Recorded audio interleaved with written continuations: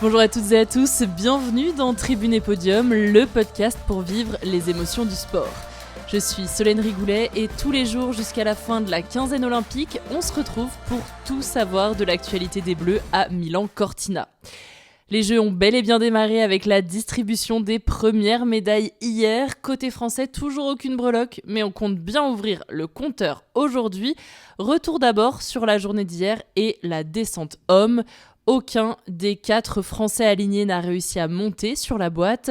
Nils Allègre est 8e, Nils Alphand se classe 22e, Alban Elezi prend la 27e place et Maxence Musaton n'a malheureusement pas terminé la course à cause d'une chute sans gravité, heureusement. La grosse déception, hier matin, c'était sur les qualifications de ski slopestyle féminin. Kim Dumont-Zanella voulait décrocher son ticket pour la finale pour ses premiers Jeux Olympiques. Lors du premier round de qualification, elle a chuté dès la première rampe et son deuxième round était vraiment magnifique.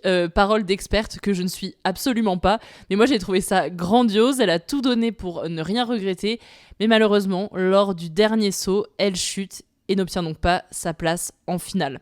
On aura évidemment l'occasion de la revoir sur l'épreuve de Big Air. Et c'était aussi le même résultat chez les garçons. Mathias Roche termine 15e et Timothée Sivignon 23e. Ils loupent tous les deux la qualification pour la finale.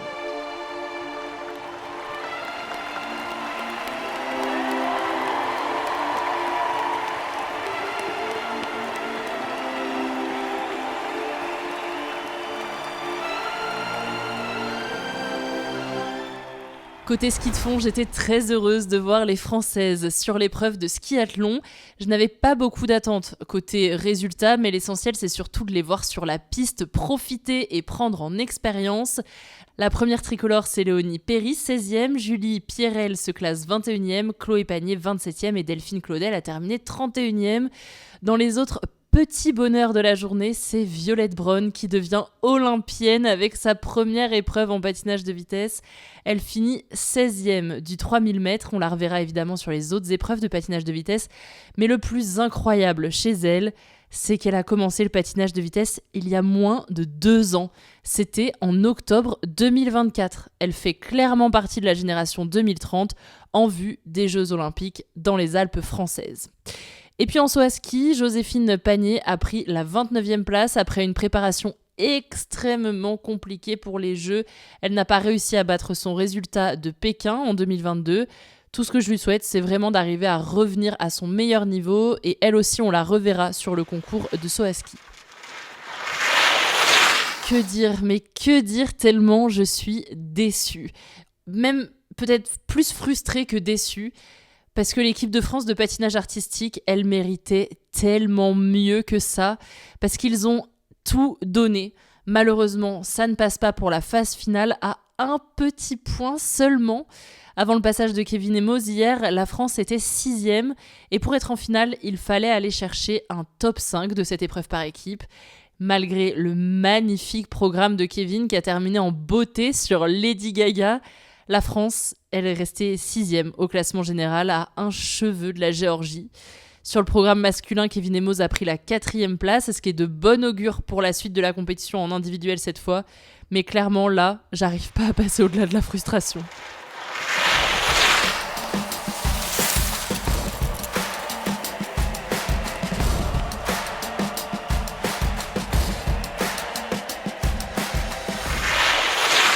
Passons au programme du jour. On l'espère, c'est enfin aujourd'hui que ce compteur va s'ouvrir pour l'équipe de France. Et au-delà des espoirs, il y a quand même beaucoup de chance. J'ai très hâte.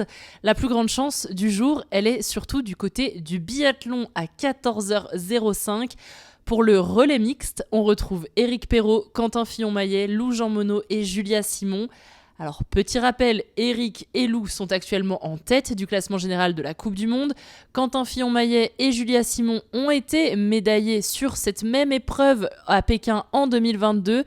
Donc, ça risque d'être grandiose pour les Français sur cette course. Si on est totalement honnête, les Bleus, ils sont largement favoris. Ce serait un échec, clairement, de ne pas être sur le podium. Et si je pousse le bouchon un peu plus loin, pour moi, c'est même un échec de ne pas ramener la médaille d'or. Mais je vais pas non plus trop leur mettre la pression, même si je pense pas qu'ils écoutent cet épisode. Mais clairement, Aux Jeux Olympiques, tout peut arriver. Ce sont les premiers Jeux d'Éric, les premiers Jeux de Lou, on sait clairement pas comment ils vont réussir à gérer la pression. Et surtout, il va falloir se méfier des Italiens à domicile. Ils sont préparés exprès pour cet événement, donc il va falloir aller les battre sur leur terrain pour décrocher le titre olympique. Mon pronostic, c'est que le podium, il va se jouer entre la France, l'Italie, la Norvège et la Suède. Là-dessus, je me mouille pas trop. Si je donne mon pronostic en tant que supportrice des Bleus, je mets la France en 1, l'Italie 2e et la Norvège 3e. Et si j'essaye d'être un peu plus réaliste en enlevant mon cœur bleu et d'être le plus partial possible, je vais dire Italie 1, France 2e et Norvège 3e.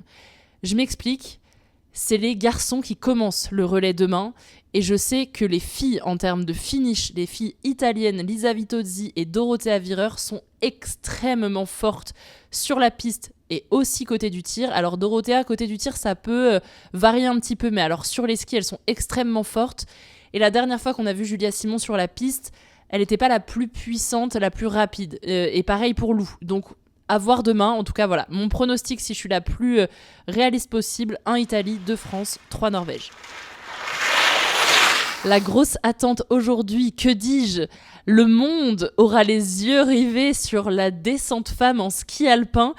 Et alors, le monde ne regardera pas nos Françaises, mais moi, je vais quand même te dire qui sera aligné chez les tricolores. Il y aura Romane Miradoli, Laura Gauche et Camille Cerruti.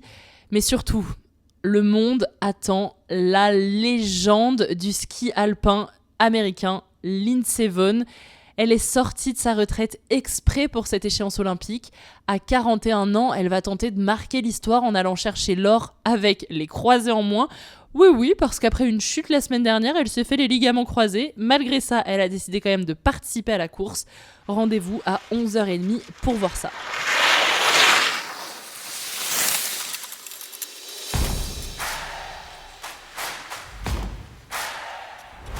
Skiathlon femmes hier, autour des hommes aujourd'hui, Hugo Lapalus, Mathis Desloges, Jules Lapierre et Victor Lovera représenteront la France, départ à 12h30. Et sur la glace, on retrouve aussi nos hockeyeuses. Après leurs 2 premiers matchs, 2 défaites, elles affrontent aujourd'hui la Suède à 16h40. Il sera lui aussi très attendu cet après-midi à 16h, Timothy Lubino va participer à l'épreuve de patinage de vitesse 5000 mètres, cette même épreuve sur laquelle il a battu le record du monde en début de saison, record établi en 6 minutes et 23 centièmes. C'est donc très clairement une chance de médaille française aujourd'hui.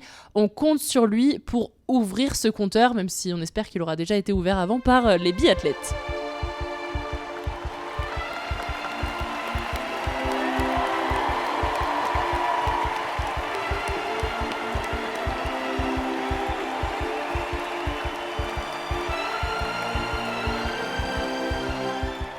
Petit récap des horaires des Bleus aujourd'hui, attention, il faut prendre des notes comme tous les matins. 11h30, ski alpin descente femmes, 12h30, ski de fond homme avec le skiathlon, 14h05, biathlon relais mixte, 16h, patinage de vitesse homme 5000 mètres, 16h40, France-Suède en hockey sur glace féminin. Une très belle journée qui s'annonce encore avec l'ouverture du compteur au tableau des médailles pour la France. Clairement, ça peut pas être autrement. On en reparle demain dans Tribune et Podium. Je te souhaite une très bonne journée olympique. Ciao!